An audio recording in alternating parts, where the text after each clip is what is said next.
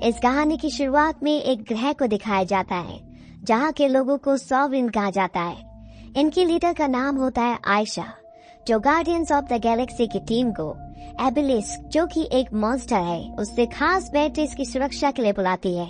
और जब वो मॉन्स्टर हमला करता है तो ये सब उसका खात्मा कर देते हैं।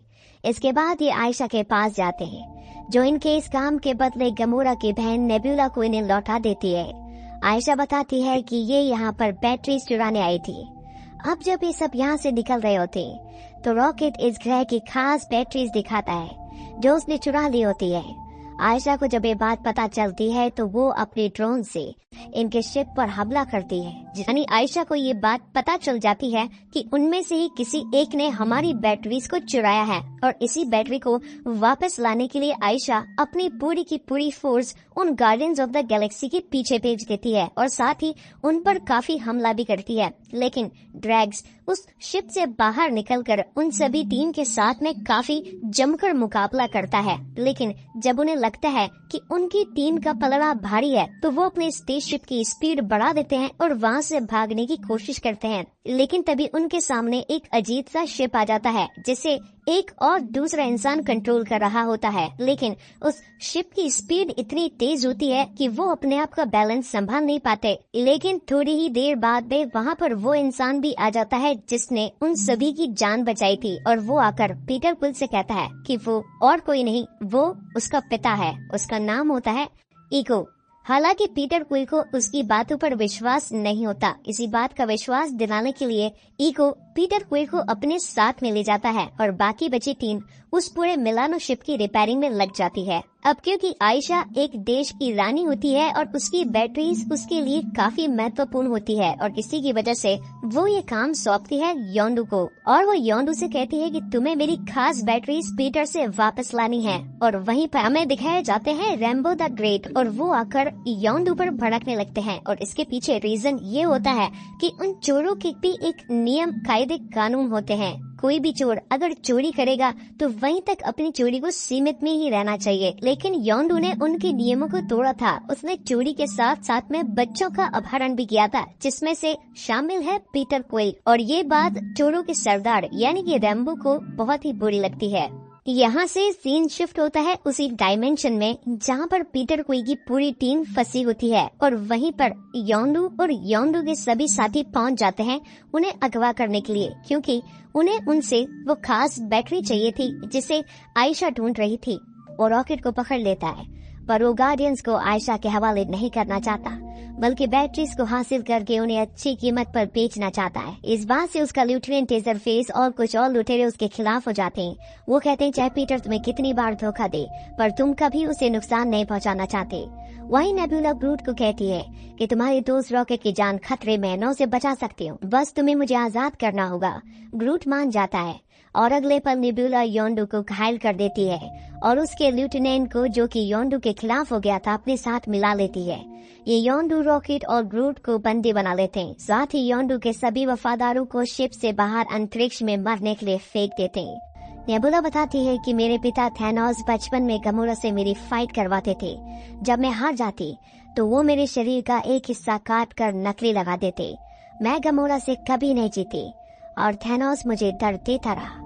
अब पहले मैं गमोरा को खत्म करना चाहती हूँ, उसके बाद थैनोस को। अब नेबुला यहाँ से ईगो ग्रह के लिए निकल जाती है जहाँ पीटर, गमोरा और ड्रैक्स हैं। वही रात को योंडू और रॉकेट के पास योंडू का एक वफादार क्रैगलिन आता है। वो योंडू को उसका तीर देता है जो उसका सबसे खतरनाक हथियार है और उसकी दिमाग की पावर से चलता है। इससे वो शिप में सबको मार देता है और शिप में एक ब्लास्ट करके यहाँ से निकल जाता है।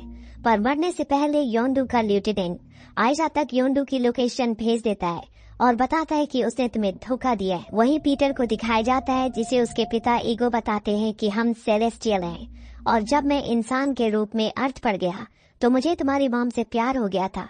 तुम आधे सेलेस्टियल और आधे इंसान हो। वो पीटर को उसकी पावर्स भी सिखाते हैं और बताते हैं कि अगर वो चाहे तो अपना खुद का प्लेनेट क्रिएट कर सकता है। अब इस प्लेनेट पर नेबुला भी पहुंच जाती है और अपने स्पेसशिप से गमोरा पर हमला करती है। गमोरा अपनी जान बचाने के लिए सुरंग के अंदर चली जाती है जहां नेबुला का शिप क्रैश हो जाता है। गमोरा उसके शिप की टूटी हुई गन से नेबुला पर हमला कर देती है। नेबुला शिप में फंस जाती है, पर इससे पहले कि शिप ब्लास्ट होता, गमोरा उसे वहां से निकाल लेती है। नेबुला एक बार फिर से गमोरा पर हमला करती है और उसे काबू करके उस पर खंजर से वार करने वाली होती है कि वो खुद को रोक लेती है। वो गमोरा को छोड़ देती है और कहती है कि मैं जीत गई। तुम्हारी वजह से थैनोस ने मेरे शरीर का एक एक हिस्सा काट कर निकाल दिया। तुम सिर्फ जीतना चाहती थी, जबकि मैं तुम्हारे अंदर अपनी बहन को ढूंढ रही थी।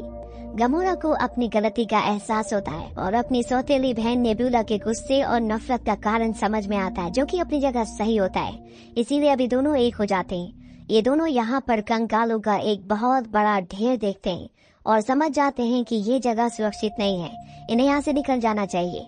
ये दोनों ड्रैक्स के पास जाते हैं, जहाँ पर ईगो के साथ ही मेंटिस भी होती है। वो इन्हें बताती है कि वो सभी कंकाल ईगो के बच्चे थे, जिन्हें खुद उसने मारा है। वहीं पीटर को दिखाया जाता है, जिसे उसके पिता ईगो बताते हैं कि मैंने करोड़ों सालों में कई ग्रह बनाए हैं। ब्रह्मांड का विस्तार ही मेरा मकसद है। ईगो एक सेलेस्टियल था, यानी एक प्राचीन शक्तिशाली अंतरिक्ष जीव। ईगो का जन्म लाखों साल पहले हुआ था। शुरुआत में वो बस एक दिमाग के रूप में अस्तित्व में था, लेकिन फिर ईगो को अपनी ताकत का एहसास हुआ और उसने अपने दिमाग के आसपास एक सुरक्षा कवच बनाया। फिर उसने कई साल तक इस कवच को बढ़ाते बढ़ाते एक ग्रह जितना बड़ा कर दिया, जिससे ईगो एक जीता जागता ग्रह बन गया। लेकिन इस सब से उसका दिल नहीं भरा। उसे जीने के लिए कोई मकसद चाहिए था, इसलिए उसने ब्रह्मांड में दूसरे जिंदा जीवों को ढूंढना अपना मकसद बना लिया। और इस काम के लिए ईगो ने अपनी शक्ति से एक इंसानी शरीर बनाया, जो कि उसके ग्रह और ताकत का ही विस्तार था। और फिर वो जीवन की तलाश करने निकल पड़ा। फिर कई सालों की खोज के बाद ईगो को दूसरे एलियंस मिल ही गए, लेकिन इससे भी उसे खुशी नहीं मिली। और तब ईगो ने अपने जीवन का एक नया मकसद बनाया। उसने ये तय किया कि अब वो पूरे ब्रह्मांड में अपना विस्तार करेगा और सभी प्लैनेट्स को अपने रूप में ढाल देगा। इस काम के लिए उसने ब्रह्मांड के लगभग सभी ग्रहों पर अपने बीज बो दिए, ताकि वो उन प्लैनेट को टेराफॉर्म करके अपने जैसा बना सके। लेकिन उन सीड्स को लगाने के बाद ईगो को ये महसूस हुआ कि उसमें इतनी पावर नहीं है कि वो उन सीड्स को एक्टिवेट करके प्लैनेट्स को टेराफॉर्म कर सके। इस काम के लिए उसे अपने जैसे ही एक और सेलेस्टियल की जरूरत थी, पर क्योंकि ईगो दूसरे किसी सेलेस्टियल को जानता नहीं था, इसलिए उसने अपना बच्चा पैदा करने का सोचा, ताकि उसे अपने जैसा एक और सेलेस्टियल मिल सके। इसके बाद ईगो ने एक एक करके कई एलियन औरतों से रिश्ते बनाए और उनकी मदद से बच्चों को जन्म दिया। ईगो अक्सर किसी भी औरत से रिश्ता बनाने के बाद उसे छोड़कर चला जाता था और बाद में उसके बच्चे को लाने के लिए एक आदमी को भेजता था, जिसका नाम था योंडू ओडोंटा। योंडू एक लुटेरा एलियन था, जो कि रेवेजर्स ग्रुप का मेंबर था। हालांकि रेवेजर्स लोगों का ये उसूल था कि वो किसी को किडनैप नहीं करते थे, लेकिन ईगो ने योंडू को इस काम के लिए बहुत पैसे दिए, इसीलिए वो ईगो का डिलीवरी मैन बन गया, जिसकी वजह से योंडू को रेवेजर्स के ग्रुप से निकाल दिया गया। पर उधर सबसे बड़ी हैरानी की बात ये थी कि ईगो के किसी भी बच्चे में उसका सेलेस्टियल डीएनए नहीं था। हर बार डिलीवरी होने पर जब ईगो ये देखता कि उसमें वो शक्तियाँ नहीं है, तो वो उसे खत्म कर देता और अपने प्लेनेट के नीचे दफन कर देता। इस तरह से ईगो ने कई बच्चे पैदा किए और बाद में उन्हें ठिकाने लगा दिया। लेकिन फिर 1980 में ईगो पृथ्वी ग्रह पर पहुंचा और वहां वो मेरेडिथ क्विल नाम की एक लड़की से मिला, जिससे उसे सच्चा प्यार हो गया। और इस प्यार की वजह से ईगो अपने असली मकसद से भटकने लग गया। लेकिन फिर उसने हिम्मत करके खुद को अपना मिशन याद दिलाया और उसने मेरेडिथ से दूर होने के लिए जानबूझकर उसके दिमाग में कैंसर का ट्यूमर डाल दिया। फिर जब मेरेडिथ प्रेग्नेंट हुई तो ईगो धरती छोड़कर वापस अपने ग्रह पर चला गया। इसके बाद मेरेडिथ के बेटे का जन्म हुआ, जो था पीटर क्विल। और पीटर इकलौता ऐसा बच्चा था जिसके अंदर ईगो का सेलेस्टियल डीएनए मौजूद था। फिर धीरे धीरे पीटर बड़ा होता गया और इसके साथ ही मेरेडिथ का कैंसर भी बढ़ता गया।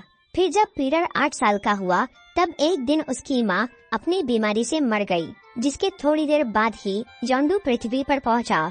वो पीटर क्विल को ईगो के लिए लेने आया था। योंडू ने क्विल को उठा तो लिया, लेकिन उसने उसे डिलीवर नहीं किया, क्योंकि वो समझ गया था कि ईगो के इरादे सही नहीं है। इसलिए उसने पीटर को अपने पास ही रख लिया और उसे अपने लुटेरे ग्रुप का हिस्सा बना लिया। फिर आगे जाकर क्विल स्टार लॉर्ड के नाम से मशहूर हो गया और इस तरह से कई साल बीत गए। उधर ईगो ने कुछ समय तक उस बच्चे की तलाश की जो कि योंडू उसे डिलीवर नहीं कर पाया था, पर बाद में वो उसे भूल गया। लेकिन जैसे जैसे पीटर क्विल अपनी शक्तियों का यूज करना सीखता है तो उसे पास्ट में ये भी पता चल जाता है कि वो ईगो ही था जिसने मेरी माँ को जान से मारा। इस बात का पता चलने से पीटर को काफी ज्यादा गुस्सा आ जाता है और वो ईगो पर अपनी बंदूक से शूट करने लगता है। लेकिन तभी ईगो को भी गुस्सा आ जाता है, पर वो बताता है कि नादान, इन बंदूकों का मुझ पर कुछ भी इस्तेमाल नहीं होगा, ये मेरा कुछ भी नहीं बिगाड़ सकती।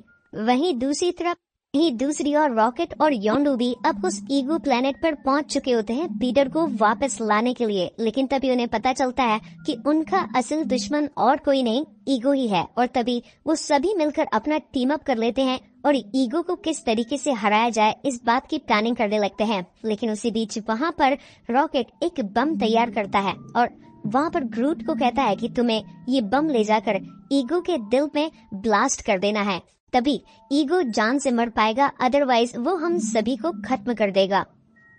और वहीं पर ग्रूट उस बड़े से बम को ब्लास्ट कर देता है, जिसकी वजह से ईगो का दिल खराब हो जाता है और ईगो अब पूरी तरीके से मरना स्टार्ट हो जाता है। अब क्योंकि ईगो ने ही उस ईगो प्लेनेट को बनाया था तो इसकी वजह से अब वो प्लेनेट भी नष्ट होने लगता है। लेकिन उसी बीच वहाँ उस ईगो प्लेनेट से निकलकर पूरी गार्डियंस ऑफ द गैलेक्सी की टीम अपना स्पेस सूट पहनकर योंडू की शिप में जाने लगती है। तभी उन्हें पता चलता है कि पीटर क्विल के पास में तो स्पेस जैकेट है ही नहीं। तभी योंडू वहाँ पर अपना सेक्रीफाई कर देता है और पीटर क्विल को अपना स्पेस जैकेट देकर कहता है कि तुम मेरे बेटे हो और मैं तुम्हें मरता हुआ नहीं देख सकता। और इसी के साथ में पीटर क्विल की जान बच जाती है और उसके इस बलिदान से ब्रह्मांड के सभी लुटेरे जिन्होंने उसे लुटेरों की बिरादरी से निकाल दिया था वो सब उसका सम्मान करते हैं।